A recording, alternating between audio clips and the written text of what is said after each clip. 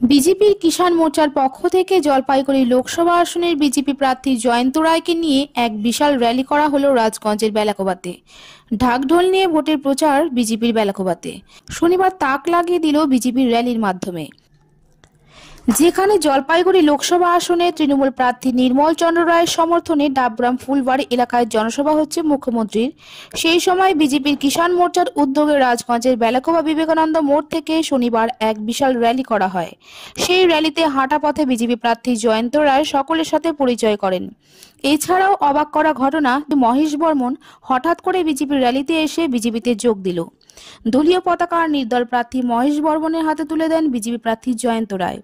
উত্তরীয় পরিয়ে দলে বরণ করে নেওয়া হয় মহেশ বর্মনকে। র্যালিটি বিবেকানন্দ মোড় থেকে বেলাকোবা বটতলা গিয়ে শেষ হয়।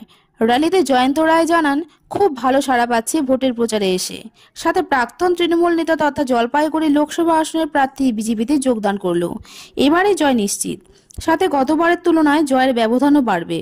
অন্যদিকে মহেশ বর্মন জানায়, মোদীকে দেখে দলে এসেছি, আর জলপাইগুড়িতে বিজেপি ছাড়া আর কিছু নেই, তাই যোগ দিলাম। বেলাকোবাতে এসেছি। বেলাকোবাতে আমাদের একটা অ্যাসোসিয়েশন আছে, শোভাযাত্রা আছে।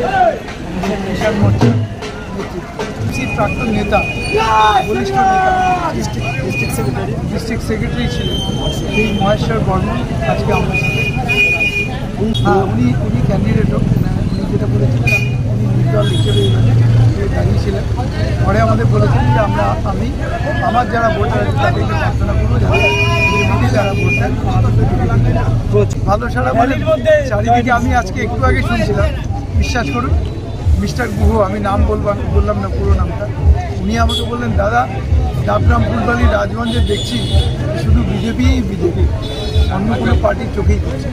ভীষণ ছাড়া মানুষের কাছে বিপুল ভোটে আমরা নিশ্চয়ই পারবে। রাজগঞ্জে আমরা বিহাইন্ড ছিলাম, পিছনে ছিলাম, কিন্তু আমরা